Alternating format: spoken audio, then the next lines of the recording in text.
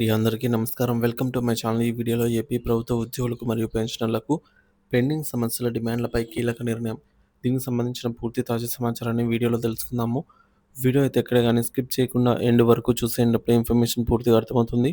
అలాగే వీడియో చూస్తున్న ప్రతి ఒక్కరు వీడియోకైతే లైక్ చేయండి ఫ్రెండ్స్. ఈ వీడియోని తోటి ఉద్యోగ పెన్షన్ మిత్రులతో అయితే షేర్ చేయండి. కొత్తగా మన ఛానల్ చూస్తున్న వారు ఇంకా ఎవరైనా సబ్స్క్రైబ్ చేసుకోకుంటే వెంటనే మన ఛానల్‌ని సబ్స్క్రైబ్ చేసుకోండి. దీని ద్వారా నేను చేసే లేటెస్ట్ వీడియోస్ అన్నీ మీ వరకు రీచ్ అవుతాయి. ఇక ఆలస్యం చేయకుండా వివరాల్లోకైతే వెళ్ళిపోదాము. ఫ్రెండ్స్ ఇక విషయానికొచ్చినట్లయితే ఆంధ్రప్రదేశ్‌లో తీవ్రమైన ఆర్థిక ఇబ్బందుల్లో ఉందని, ప్రభుత్వ ఖజానా ఖాళీగా ఉందని స్వయంగా ప్రభుత్వ పెద్దలే చెప్తున్న ప్రస్తుత పరిస్థితుల్లో ఉద్యోగ సంఘాల పాత్ర ఏమిటి? కేవలం డిమాండ్ల ఆందోళనకే పరిమితం కావాలా? లేక ప్రభుత్వానికి బాధ్యతాయుతమైనటువంటి భాగస్వామిగా మారి ప్రత్యామ్నాయ పరిష్కారాలు సూచించాలా?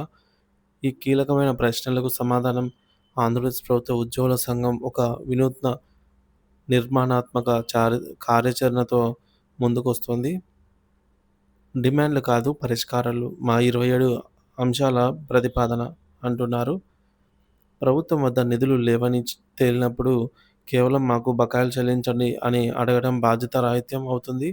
అందుకే ఆంధ్రప్రదేశ్ ప్రభుత్వ ఉద్యోగుల సంఘం క్షేత్రస్థాయిలో అధ్యయనం చేసి ఉద్యోగులను ప్రభావితం చేస్తున్న 27 కీలక అంశాలను గుర్తించింది. ఈ అంశాలకు కేవలం సమస్యలను ఏకరువు పెట్టకుండా వాటి మూలాలను విశ్లేషించి చట్టపరమైన, ఆచరణ సాధ్యమైన పరిష్కార మార్గాలను కూడా సూచిస్తూ ఒక సమగ్ర నివేదిక అయితే రూపొందించాం అంటున్నారు. సమస్య ఏమిటి? దాని మూలం ఎక్కడుంది? ప్రస్తుత చట్టపరమైనటువంటి నిబంధనలేంటి? మా సంఘం సూచిస్తున్న పరిష్కారం ఏంటి? అనే ఈ యొక్క ప్రశ్నలకు సమాధానం తెలుసుకుందాము. ఈ 3 కోణాల్లో ప్రతి అంశాన్ని విశ్లేషించి ఈ ప్రతిపాదనను civil services joint staff council సమావేశంలో ఎజెండాగా చేర్చాలని ప్రభుత్వ ప్రధాన కార్యదర్శిని కోరామన్నారు. ఉద్యోగులతో మమేకం టీ తాగుతూ మాట్లాడుకున్నారు. సో, మా ప్రతిపాదనకు ఉద్యోగుల ఆమోదం చాలా ముఖ్యం.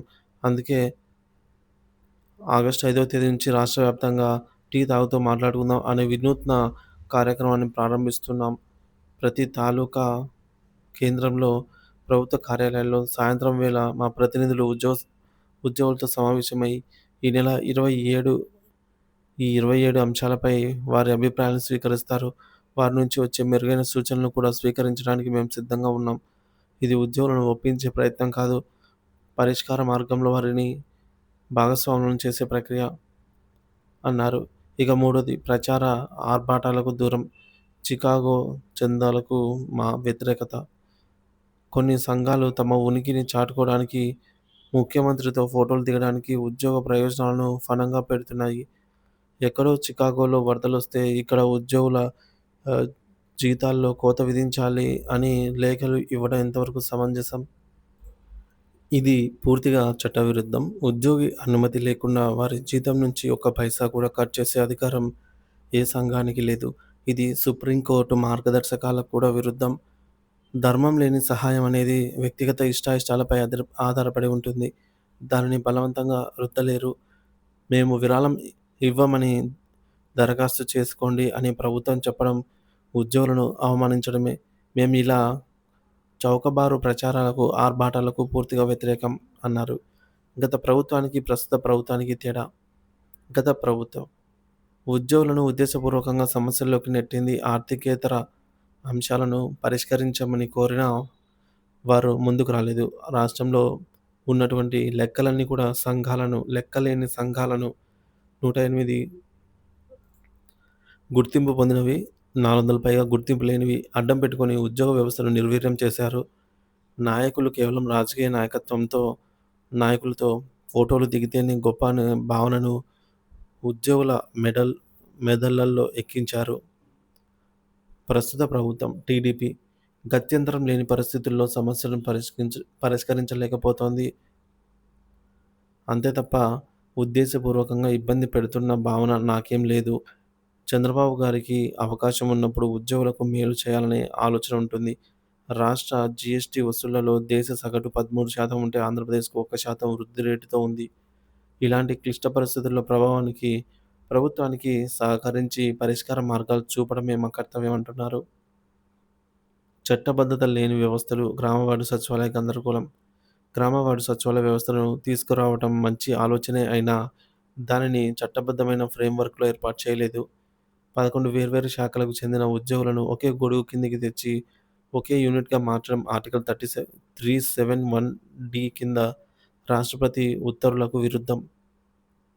దీనికి రాష్ట్రపతి అనుమతి లేదు. దీనివల్ల 1.3 లక్షల మంది యువ ఉద్యోగుల భవిష్యత్తు అగమ్య గోచరంగా మారింది.